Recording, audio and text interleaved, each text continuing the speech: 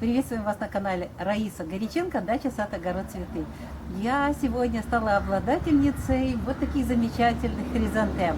Это хризантемы корейские. Вот у меня есть здесь в одном горшке два сорта. И вот эти нежно-розовые, они только зацветают. Вот. И три шаровидные новые расцветки, которых у меня нету.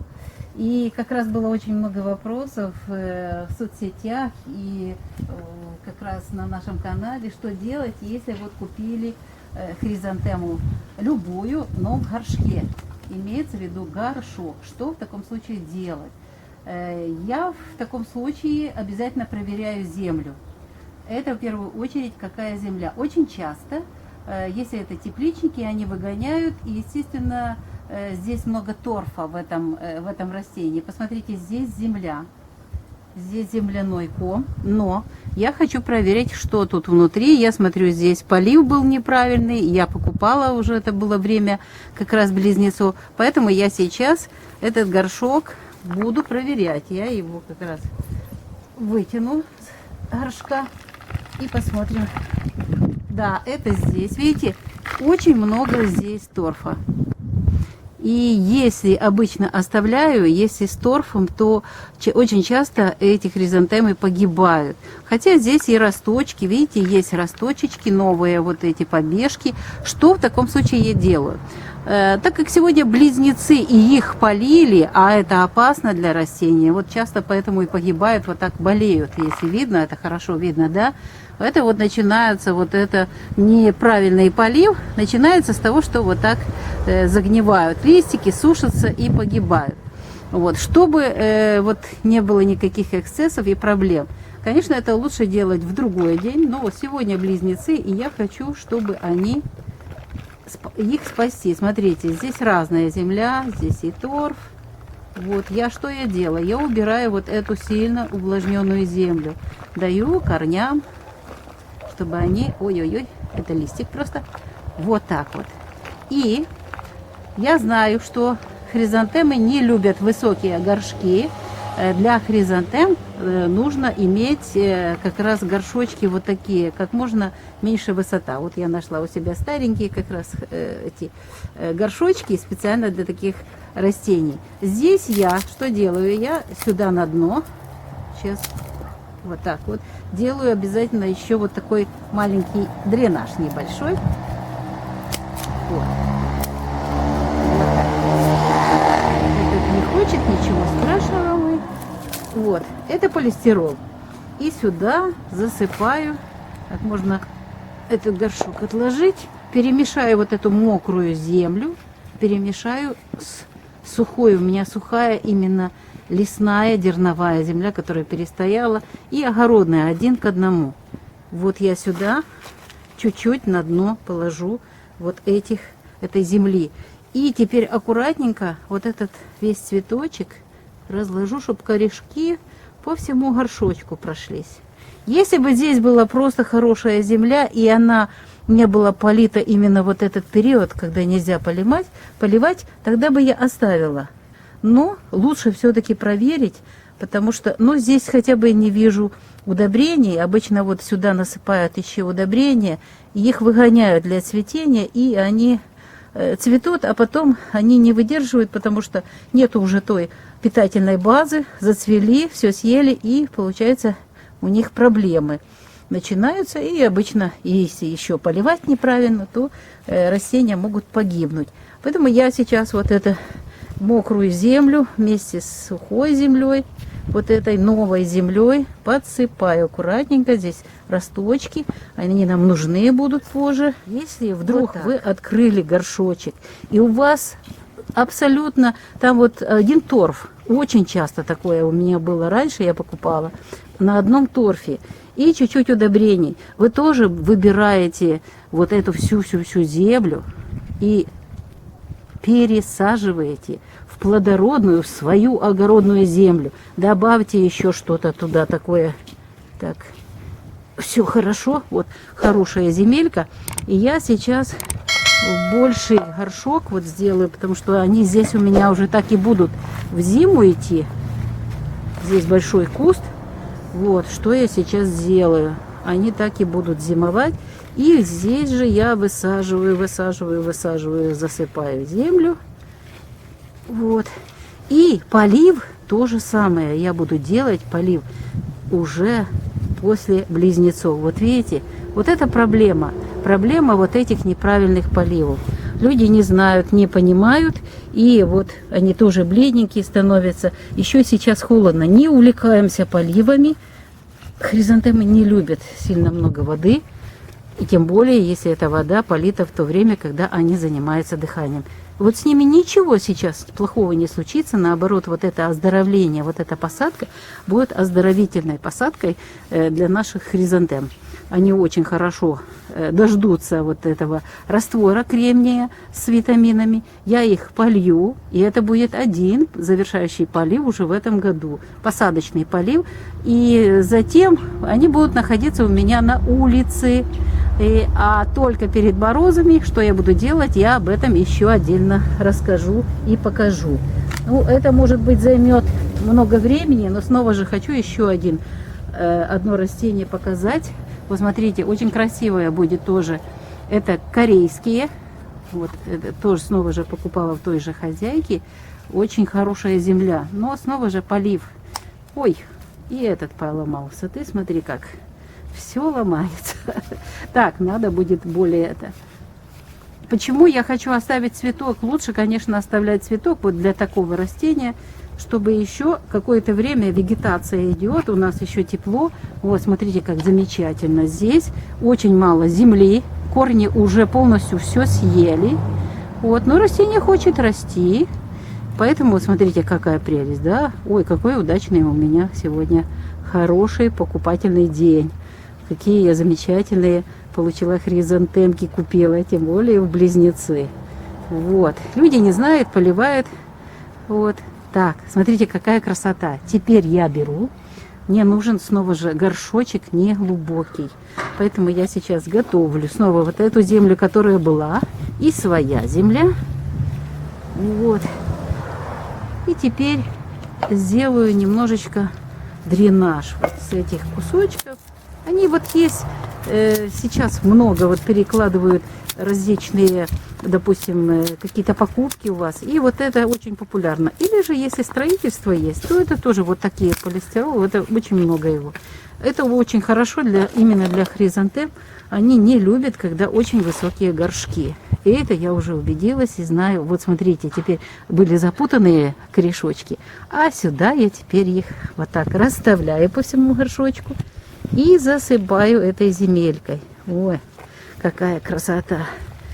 Ой, будешь дышать сейчас хорошо, уже будешь дышать, а то не было чем дышать.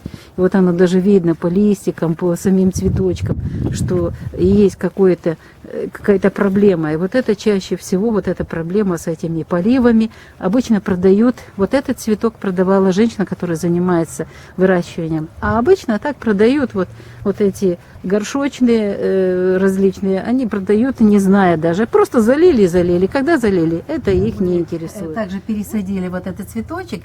Есть здесь цветы, которые еще не зацвели. Нужно дать возможность, чтобы хотя бы один цветочек раскрылся. И пусть я их чуть-чуть больше полью.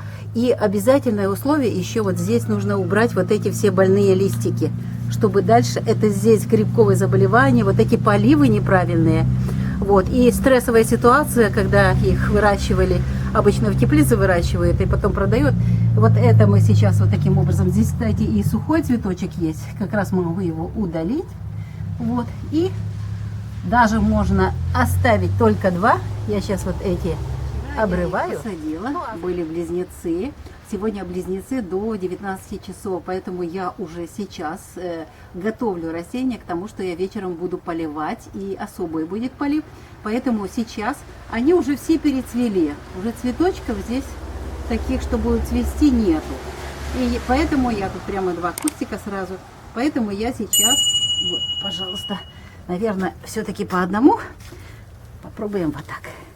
Что я делаю? Видите, надо аккуратненько. Вот одна ножка, вот она.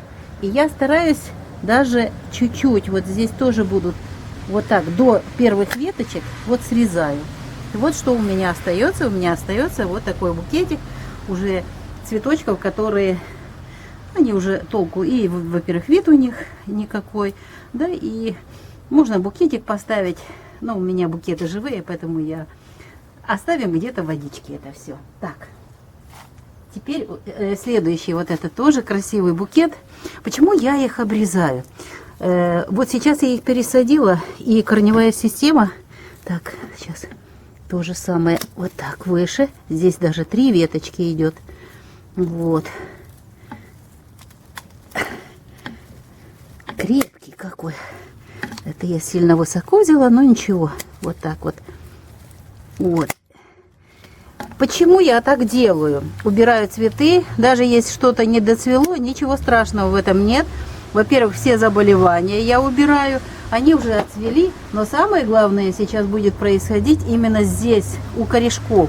Вот если оставить, как купленные были корешочки, вот, не поменять им землю, не спасти их от этих поливов жутких, продавцы, еще раз говорю, что они не знают, не понимают особенностей растений, и их задача продать. Поэтому, вот видите, я вчера пересадила сухую землю. Насколько это было мокрое, даже осталось там, здесь влажная земля. Но сейчас очень важно будет вечером. Я сейчас вам расскажу, как и сколько я буду поливать, что я использую. Очень важно их сейчас обезопасить. Я использую снова же фитоспорин. Это мое открытие 2019 года. И для себя открыла вот этот уникальный препарат.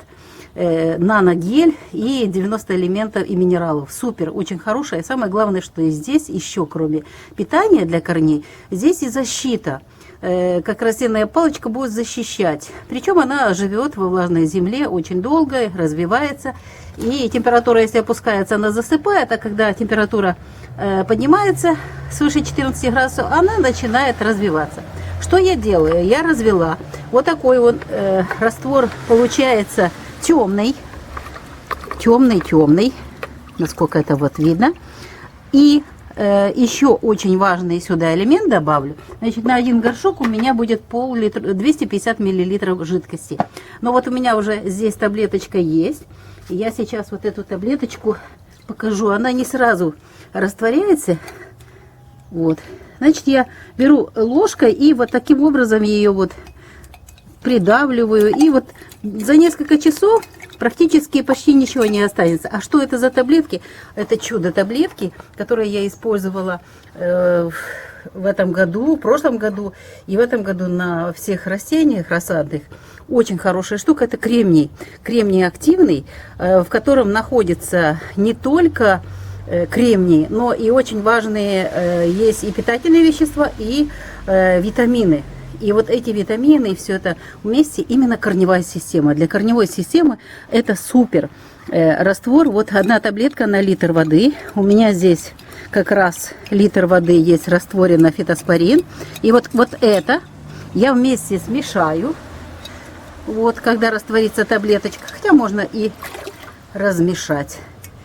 Вот. Я просто хочу сам принцип показать, ну что кто-то может не знает. Сейчас близнецы, но они уже сейчас уже время как раз близится к переходу, поэтому я хочу показать, как я буду поливать. Вот буквально 250 миллилитров, это половинка.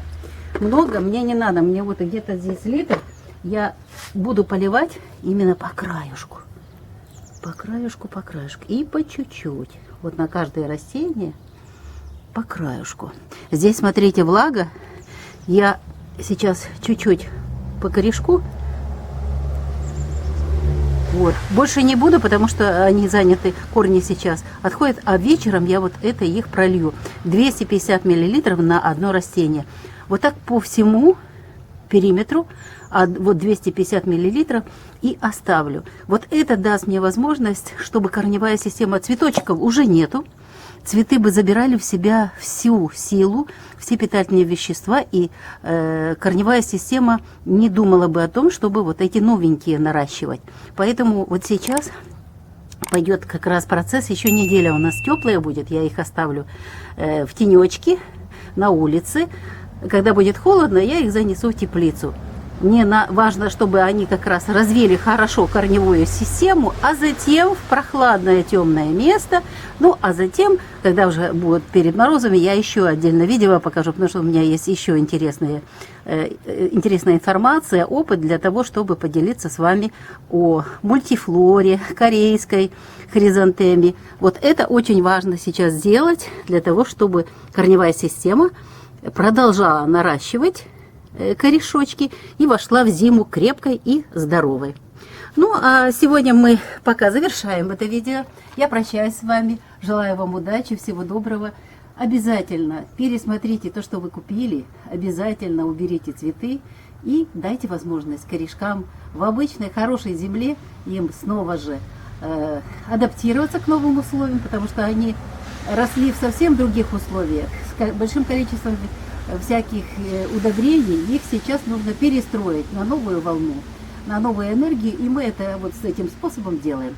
Желаю вам удачи, до новых встреч в новых видео. Всего вам самого доброго.